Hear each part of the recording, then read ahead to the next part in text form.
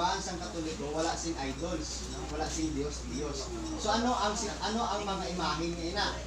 Ang mga imahen nga ina, kung nantaon naton, suno mismo sa Bible, hindi malain kaya man kung nagabasa kita sa Biblia sa Exodus chapter 25, basahon natin ini. Sa duha ka punta sing takop, maghimo ka sang duha ka kerubin nga sinalsal nga bulawan, isa sa tagsa ka punta. Himuan ninyo ini nga unay sa takop. Himuon ninyo nga ang mga pakpak sang kerubin magahumlad sa ibabaw sang takop, agod nga malundgangan nila ini, malandungan. Atubangay sila ng tagsa-tagsa nagatamod sa takop. Itungtong mo ang takop sa ibabaw sang kaban, kag sa sulod sang kaban, ibukan mo ang duha ka malapad-lapad nga bato sang kasultanan nga ihatag ko sa imo. Magapakikita ako sa imo didto. Nan. So ang imaheng gali ang purpose ng imaheng gali sa aton mga kauturan, hindi para simbahon, kundi para representasyon sa obra ng Diyos. Pareho abi sang imaheng sang crucifix. Ano ang crucifix? May idea ka mo kung ano ng crucifix? Ano ang kinaiba sang cross sa crucifix? May kinaibagid. Ang cross ng gidsaya. While ang crucifix, may tao nga nagatupa. That is a crucifix.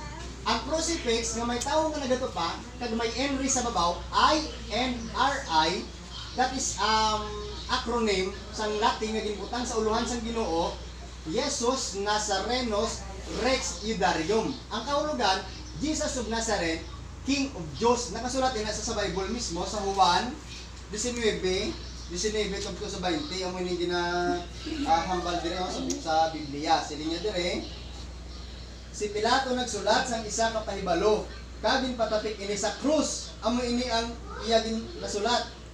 Jesus taga Nazareth, ang hari sa mga Hudyo. Madamo ang mga Hudyo ang nakabasa sini, kay ang duog sa diin ginlansang si Jesus malapit sa syudad, kag sa palibot, kag sa pahibalo ginsulat sa Hebreo, sa Latin, kag sa Griego. 3 languages no ang ginsulatan. Kung sa ano naman sa Griego, NB. Kung may makita ka mo crucifix nga may I-N-B-I, Greek ina siya nga acronym sang Jesus Nazareth, King of the Jews na. So si Pilato sina ang nagkabutan sa babaw sa atong Ginoo. Kung makakita ka sa crucifix, wala na nagapanumdum sa aton nga may Diyos kita, kundi nagapanumdum na sa aton nga may Kristo kita nga ginlansan sa cross, no? Yes, tuod na. Kaya kung basahon naton sa Bible, bisan si San Pablo sa English abi, may kung din dala sa English, pero kung basahon naton dire sa Hiligaynon sa Galatia chapter 3, tama kata, si San Pablo mismo may crucifix man nga dala-dala. Ang bali dire buang-buang ang mga taga-Galacia. Sino bala ang naganyat sa inyo? Sa tubangan ninyo, pinpaathag ang pagkapatay ni Jesucristo sa krus. So, kung sa English man picture out, naging picture sila, din pakita din sila, nga may imahen din nga may ginlansang sa krus nga Jesus. So, kung taon naton, ang imahen sa simbahan, hindi sa malain, no? Kundi ini nagapahibalo sa aton, sang ginhimo sang Dios, pareho sa imahe sang crucifix. Kung may Henry, sino madumduman naton? Wala si iban, kundi si Kristo ang ginlansang sa krus. Si Kristo nga kung sa diin, pagkasilibrahon ta ang pagkabunag niya sa 25, no? Malapit na lang, which is tama na, no? Kasi Advento na kita subong. Ang Advent season of preparation. Naga-prepare kita sa aton mga kaugalingon sa pag-abot sa aton nga manluluwas. Duwa ka butang sa aton nga sa pagpreparar.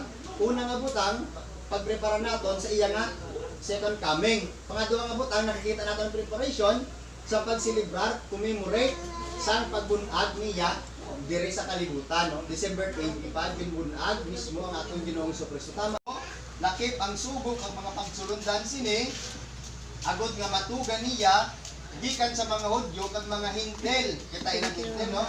Ang isa ka bag-o nga tawo nga nahiusa sa iya kaugalingon. Kag sa sini nga paagi, natigayon ang paghidait. Nangin peaceful, no? Amo na gani na sa misa, pero may ginakag hindi ginamadula sa para mamba siya na ang paghidait yara sa inyo, no? Hindi ginamadula sa misa na magkatagay kita sa paghidait.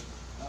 Ang hindi ko malipatan, naging discuss ang una ni late Father Boy Celes, no? Ang friend ni Father Lusaria, nga siling niya, kung ikaw ara sa sulod sa simbahan, may kaaway ka, ara ikaw sa una, ay mong kaaway at sa likod, hindi pwede nga hindi ka mabugnuhanay. Kaya nga man, once nga naghambalang pare nga ang paghidait yara sa imo, kag naghambal ka man yara sa imo, buot silingon, nakihidait ka na sa kaaway mo. Therefore, hindi ka na dapat pa maghatag sang dumot, aligot-got sa kaaway mo. Amo din ang hindi ko malipatan ni Father Boy Celes. Sang siya nag-discuss sa amon sa una, dito sa Banate, kay taga Banate kami, nga kun bisan pa gani hindi ka mo isa ka simbahan, basta pare naghambal nga ang paghidait yara sa imo, nagaisa ina. Kaya ang simbahan naton naga-isa, no? Naga-isa ina. So meaning to say nga pakikihiusa kita bisan pang atong nag-aaway sa aton kaaway naton sa pagpakighidait.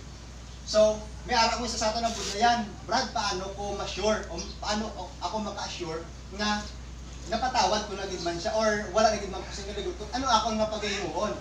Well, may step din man naging hatag si San Pablo sa aton. Ano ina klase nga step? Kung lang taon nato ng hambal niya, no? Diri mismo sa mga taga Roma, siling niya diri sa 8:19. Siling niya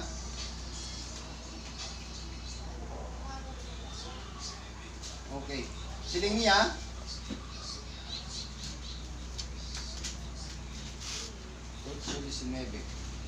ang tanan ng mga tinuga nagahulat sing malinangkagon sa Dios nga magapahayag sa iya anak. Kaya ang tanan nga tinuga nanginwala sing puros hindi suno sa iya luyag kundi amoy ni ang luyag sang Dios. Pero mayara pa nga paglaom. So tama ka klaro hambal ni San Pablo sa aton nga may paglaom pa ya. So ano kinaya kun tama bi kada ko sang sinang nahimo sa aton sang tawo ngay na. So ang suffering pag antos ibig ina sa aton.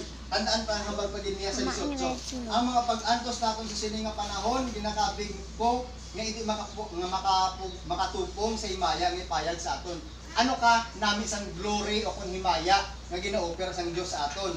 Siling man diri ni San Juan sa bugna 21 versikulo 4, ang himaya nga gina-offer sa aton subong sini.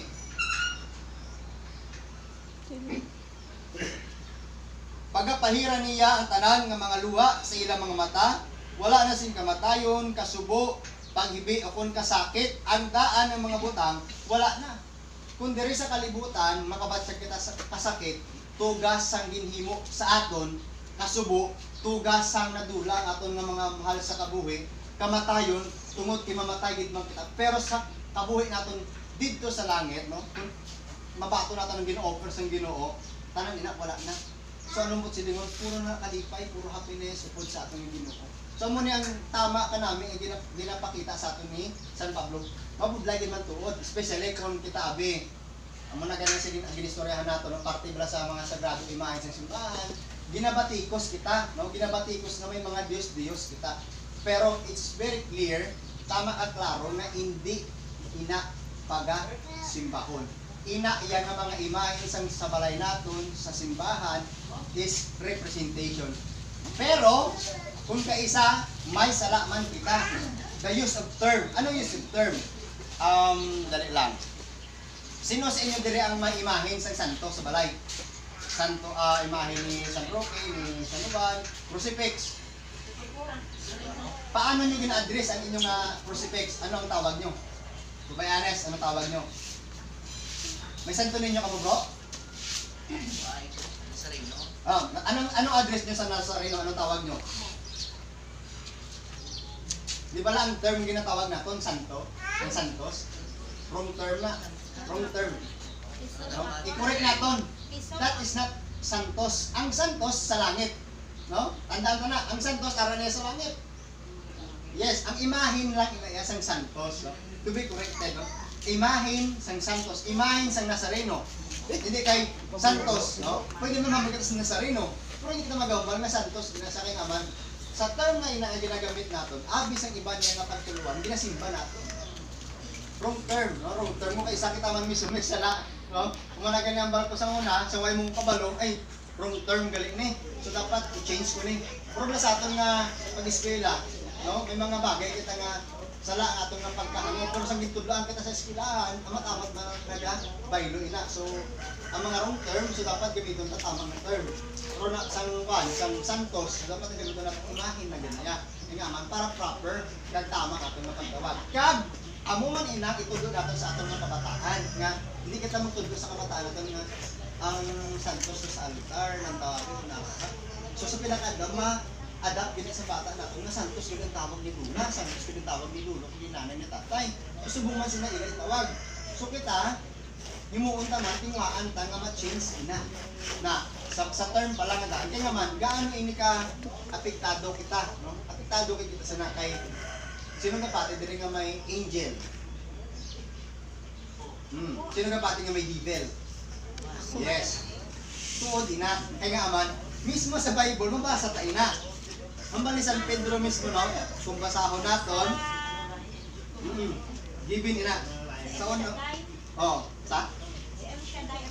Yes, yes. Oh, marami ina. Marami nang isa tayo.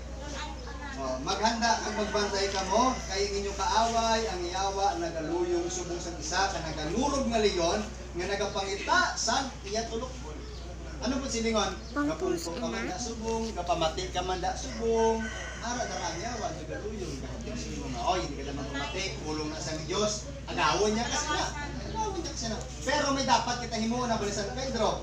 Sa unang Pedro 5:9, magmaligkon ka mo sa inyo pagtuo, kag magbato sa yawa.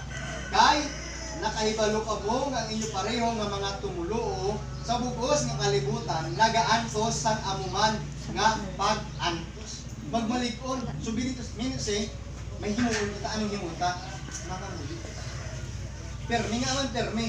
Si San Pablo mismo matagkatama ang barya dapat ang pagpangamuyo hindi lang kay subong, hindi lang kay sa Santo Rosario, hindi lang kay sa misa, kundi dapat every day, every minute, every second, kung mahimo pa, no? Bisan nagapanglaba ka da, Lord, okay ko na sa iyo nga po nga, ginapanglaba, hindi kay, naano man ni kay damo mo ni Mansa, hindi pala, galit lang mo kita, pero dapat galing, hindi subong sina, makabaldiri ni San Pablo. Unang Tesalonica 5:17, magpangamuyo sa tanan na tion, pray without ceasing. Hindi ka mapunta, hindi ka mataka, hindi kita matakan sa pagpangamuyo. So may mga time man sa una, masulod ko ba sa isa ka lugar na delikado, anong ginahimo ko, Lord, di ko ni kabisado. Idulong ako nga safe, apuli ako nga safe. So kaluoy isang Ginoo, amo ginang kakatawag man sa ako. So muna sa ato, no?